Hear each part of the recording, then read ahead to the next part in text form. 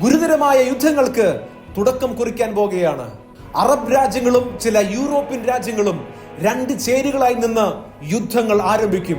ഇസ്രായേലും അമേരിക്കയും ഒരുമിച്ച് ചേർന്ന് നിന്ന് ഇറാൻ എന്ന രാജ്യത്തിന്റെ മേലും ആ രാജ്യത്തോട് ചേർന്ന് നിൽക്കുന്ന ചില രാജ്യങ്ങളുടെ മേലും അതിശക്തമായ ആക്രമണങ്ങൾ അഴിച്ചുവിടാൻ പോകുകയാണ്. അമേരിക്ക ഇറാനോടും ഇറാൻ അമേരിക്കയോടും യുദ്ധം ചെയ്തു എന്ന വാർത്തകൾ മാത്രമായിരിക്കുകയില്ല, പകരം ലോകരാജ്യങ്ങൾ മുഴുവനും യുദ്ധങ്ങൾക്ക് വേണ്ടി എഴുന്നേറ്റിരിക്കുന്നു എന്ന വാർത്തകൾ അധികം താമസിക്കാതെ നാം കാണാൻ പോകുകയാണ്. ഇസ്രായേൽ എന്ന രാജ്യം ലെബനോനിനും റഷ്യയ്ക്കും സിറിയയ്ക്കും നേരെ ഒരു ഭാരമായി എഴുന്നേറ്റ് നിൽക്കും.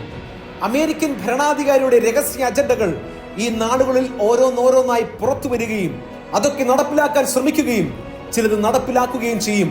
വളരെ വിശദമായി പറഞ്ഞാൽ ലോകത്തിലെ ഓരോരോ രാജ്യങ്ങൾ ഓരോന്നായി ഉപായത്താൽ യുദ്ധം ചെയ്ത് കൈക്കലാക്കുക എന്ന അജണ്ട നടപ്പിലാക്കും.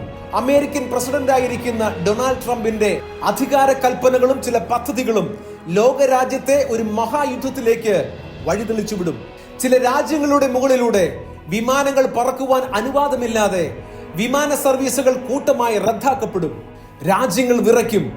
പണവും സ്വാധീനവും അധികാരങ്ങളും ഉപയോഗിച്ച് സകലത്തെയും പിടിച്ചടക്കാമെന്ന് സ്വപ്നം കണ്ടുകൊണ്ടിരിക്കുന്ന ചില രാജ്യങ്ങൾ ഒന്നും ചെയ്യുവാൻ കഴിയാതെ സ്തംഭിച്ചു നിന്നുപോകും. ഇത്തരത്തിൽ നാം ഇതുവരെയും കണ്ടിട്ടില്ലാത്ത ചില ഭീകര സംഭവങ്ങൾ നാം നേരിൽ കാണാൻ പോകുകയാണ്.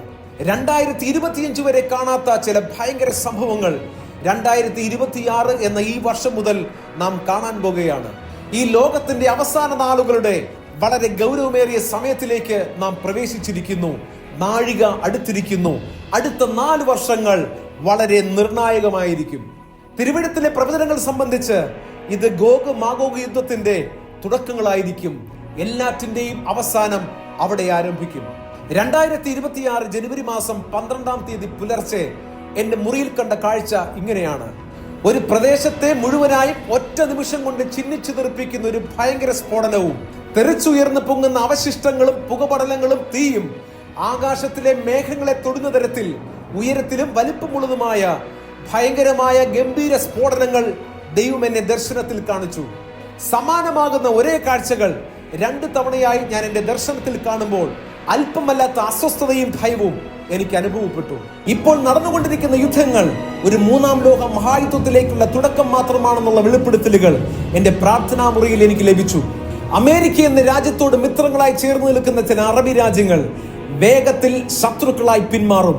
ഇറാൻ, ഇറാഖ്, റഷ്യ, തുർക്കി, യുക്രൈൻ പോലുള്ള രാജ്യത്തിലെ ന്യൂക്ലിയർ പ്ലാന്റുകൾ ആക്രമിക്കപ്പെടുകയോ തനിയെ പൊട്ടിത്തെറിക്കുകയോ ചെയ്ത് വലിയ നാശനഷ്ടങ്ങളും മരണങ്ങളും സംഭവിക്കുന്ന കാഴ്ചകൾ നാം കാണാൻ പോകുകയാണ്.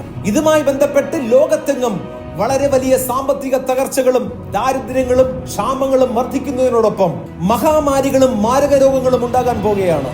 വിശുദ്ധ വേദപുസ്തകത്തിന്റെ തിരുവെഴുത്തുകളിൽ എഴുതിയിരിക്കുന്ന പ്രവചനങ്ങളും അന്ത്യകാല സംഭവങ്ങളും അടയാളങ്ങളും ലക്ഷണങ്ങളുമെല്ലാം ഏകദേശം അതിന്റെ അവസാന ഘട്ടങ്ങളിൽ എത്തിയെന്നും യേശു കർത്താവിന്റെ മേഘപ്രത്യക്ഷത ഇനി ഏത് നിമിഷവും സംഭവിച്ചേക്കാം എന്നുള്ള വളരെ വ്യക്തമായ വെളിപ്പെടുത്തലുകളും ഉറപ്പുകളും എന്റെ പ്രാർത്ഥനാ മുറിയിൽ പല പ്രാവശ്യം എനിക്കുണ്ടായി.